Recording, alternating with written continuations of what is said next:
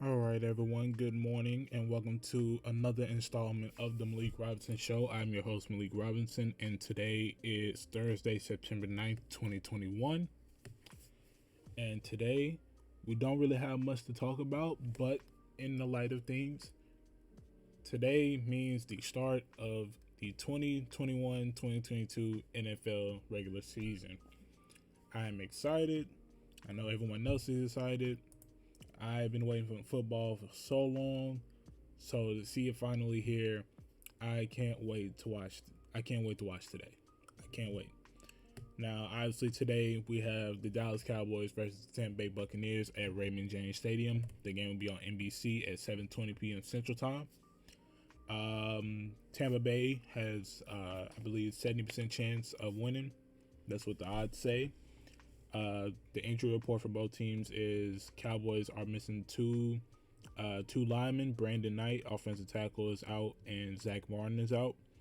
And for Tampa Bay, guard Earl Watford is out as well, and Jordan Whitehead is out for this game.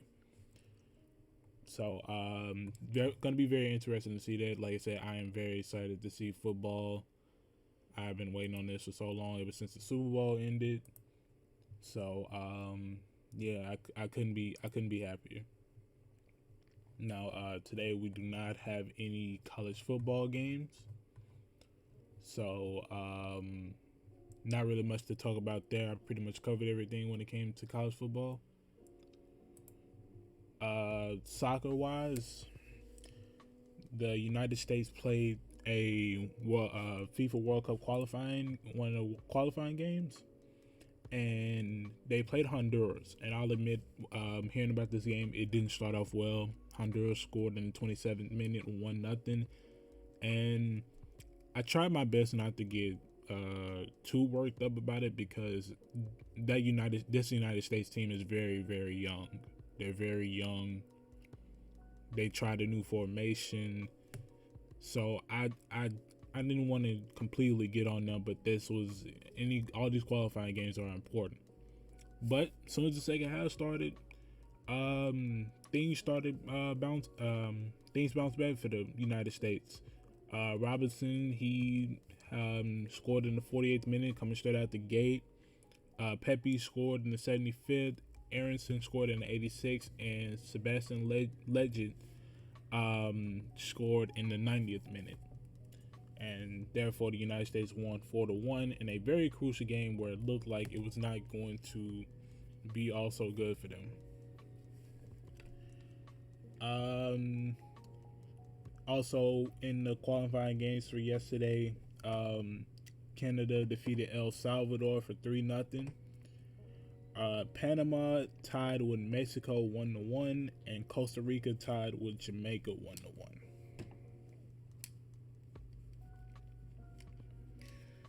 All right, let's see what we have here. Not much in the NBA news or NHL news. MLB scores, we can discuss that. The Seattle Mariners defeated the Astros 8-5. The Giants defeated the Rockies 7-4. Therefore, the Giants become the first team with 90 wins. I do expect them to get 100 wins by the end of the year, but they're the first team with 90 wins, which was kind of expected. The Rangers defeated the Diamondbacks 8-5. The Rangers ended up sweeping the Diamondbacks. The Twins defeat the Indians 3-0. Joe Ryan almost had a perfect game. He had it until the second inning. I mean, not the second, the seventh inning, and then the Indians got a hit. But the Indians only walked away with one hit. So Joe Ryan, in his second appearance, that's actually very good for him. I'm not gonna lie, that's very impressive. The Tigers defeat the Padres 5-1. Miguel Cabrera, 4 hits. For a guy at his prime, it's always good to see Miguel Cabrera still doing well in baseball. The Marlins defeat the Mets 2-1. And once again, the loss is pinned on Edwin Diaz. It's, I'll be honest, the mess. Y'all gotta keep it up. Y'all have to pick up the pace. It's not looking too good for y'all. Y'all 70-70, and if we look at the standings real quick, y'all are behind 4 games, but y'all making it seem like 10 the way y'all are losing, and then y'all shouldn't be losing to the Marlins. But the next game, the Orioles defeat the Royals 9-8. They scored 9 runs in the 8th. Wow. In fact, I want to make sure this is right. I want to make sure I'm reading that right. That said 9 runs in the 8th inning. Wow. I mean, with a team with a record like Kansas City, I mean, I can't, wow. I don't really know what else to say about that. But that comeback was actually the largest comeback of the season. Well, actually, it was tied. No, that was actually the biggest comeback of the season. For the Orioles, since July 28th, where they came back 5-0 against the Marlins.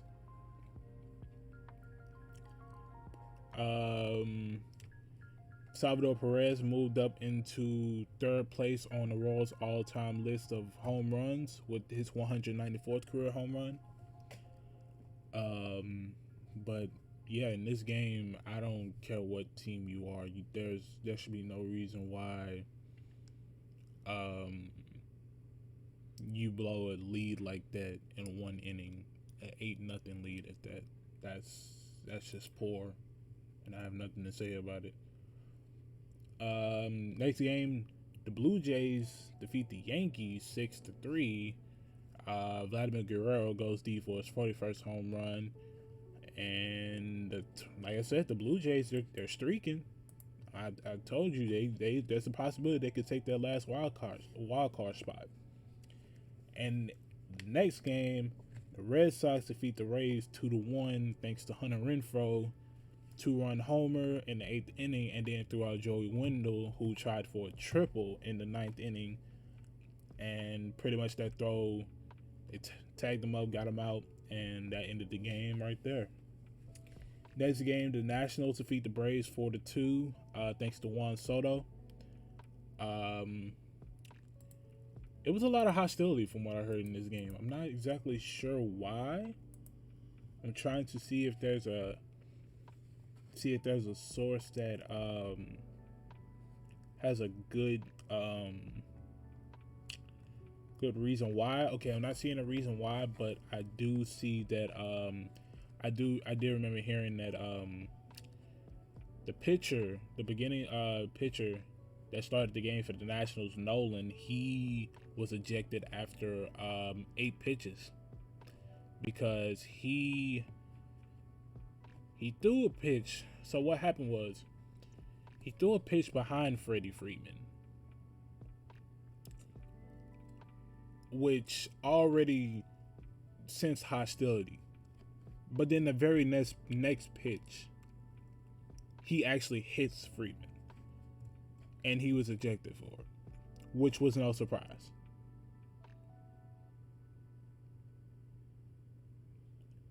Oh, okay. I'm starting to see right here. It says it was in retaliation for Soto getting plunked in the 9th inning of Atlanta winning 8-5 against them Tuesday night. Okay, so it was retaliation for something. But yeah, even the Nationals managers and anybody came out to, dispute the ejection or anything, because I mean, you throw behind the guy once, and then the very next pitch you actually hit the guy.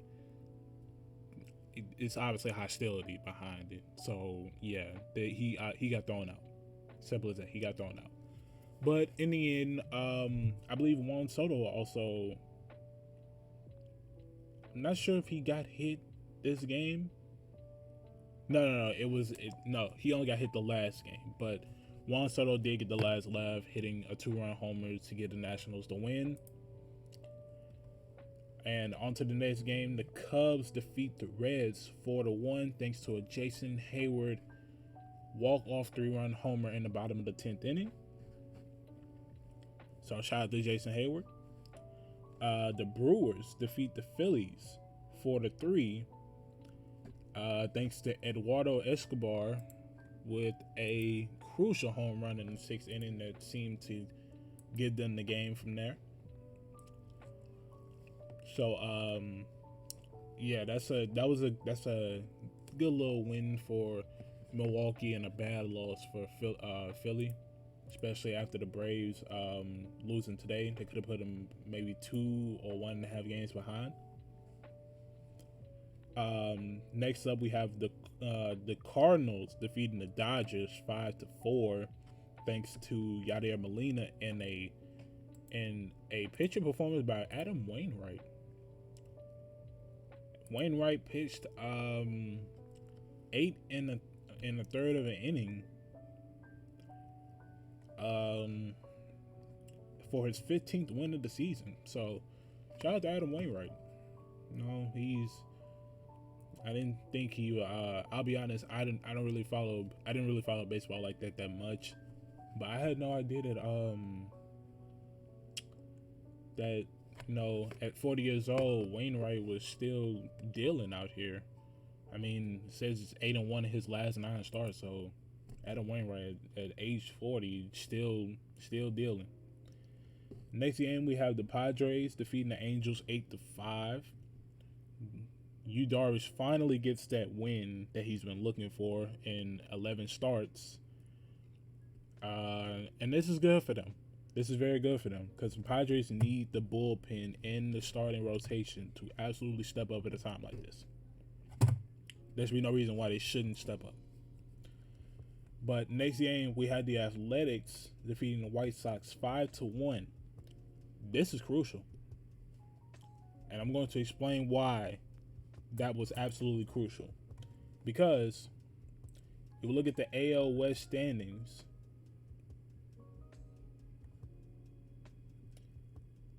that puts the Athletics a half a game behind Seattle. But the thing is about that, doesn't really do much for them in a wild card. But I mean, if you have teams like if Seattle drops below, and then you hope that the Yankees have a slump and the Blue Jays have a slump, then there's a possibility that you might be able to get that last wild card spot. I'm not sure, but it's a possibility. Now, actually, on to the standings for the East Division. Like I said, the Tampa Bay Rays are still up in the division. Right behind them is the Red Sox, and the Yankees, and the Blue Jays. And the Chicago White Sox currently lead the AL Central. The Astros lead the AL West. The Atlanta Braves lead the NL East. Still up above Philly with 2.5 games, and then the Mets by 4. And the Milwaukee Brewers are still leading the NL Central by a lot, and the NL West, the Giants are still above the top of the division. So yeah, you have the Giants number 1, LA number 2. They're two games behind, and then you have the Padres, who are still fighting for that wild card spot, and I believe they're still tied with the Reds, or they're above. I'm not sure. Let's see if we go to the wild card standings. Yeah, so the wild card standings in the American League, you have Boston and New York still atop there, but you have the Blue Jays right behind the Yankees looking to take that spot. And then you have Seattle close there with the Blue Jays, and then you have the Athletics close there as well. So about a good five team race for the wild card, for 2 wild card spots. And then National League, you have the Dodgers, who without a doubt, are going to have that wild card spot. So it's just a matter of who's going to get the last one. You have the Padres, who currently hold the spot behind, and behind them is the Reds, Phillies, Cardinals, and Mets. That is a tough 5-team race for one wild card spot. So, no, you can't make. So, if I'm either one of those teams, you can't make any mistakes at this point. So that's all it is. That's all it is when it comes to baseball. Not really much to talk about on this episode, so I'm going to I'm honestly gonna not it's not really much to talk about. So I'm probably gonna end up keeping this episode short. Yeah, I'm probably gonna end up keeping it short. Like I said, yeah, so you have tonight, NFL football returns. Dallas versus Tampa Bay, 7:20 p.m. Central Time on NBC. Make sure to watch it. Make sure to get your fantasy lineup set up. Don't want any problems with that. Yeah, I guess I could take a look at see if there's any important games today, baseball wise. You still have the Blue Jays versus the Yankees. I believe the Blue Jays are going for the sweep, if I'm not mistaken. I think so. But yeah, you have the Blue Jays versus the Yankees. That's at 6:05 p.m. Central Time, and then yeah, that's about like the major games. I mean, I guess you can consider the White Sox versus the Athletics. Guess you consider that to be sort of an important game for the Athletics. That game will be at 2:37 p.m. Central Time. It'll be on ESPN Plus. Like I said, no NCAA games today, no NBA news, just one NFL game. So yeah, I'm actually going to end this episode off right here.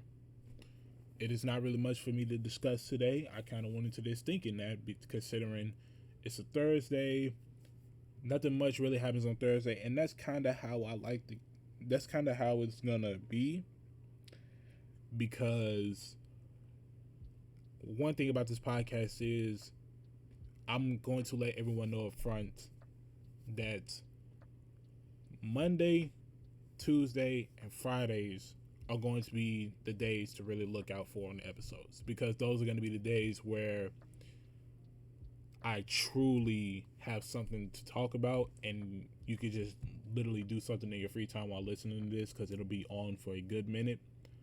But yeah, days like today, Wednesday and Thursday, before like all the important games and stuff like that, it's gonna be short and simple like this, unless something controversial or something comes up for me to talk about.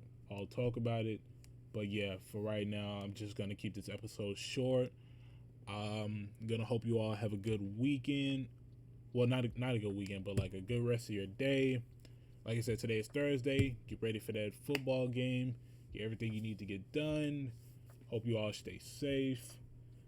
And from there, you can add me on my social medias. Instagram at official Melek Robinson and Twitter at officially Melek. You can easily tweet at me or DM me your opinions on what can be changed about the show. I'll look into them, what you want to hear, stuff like that. I am open to all inputs on the podcast. So yeah, make sure to let me know about any of that, and I'll get on it. But from there, like I said, I hope you all have a rest of your day. Stay blessed, be safe, and enjoy watching some football. So everyone take care and peace.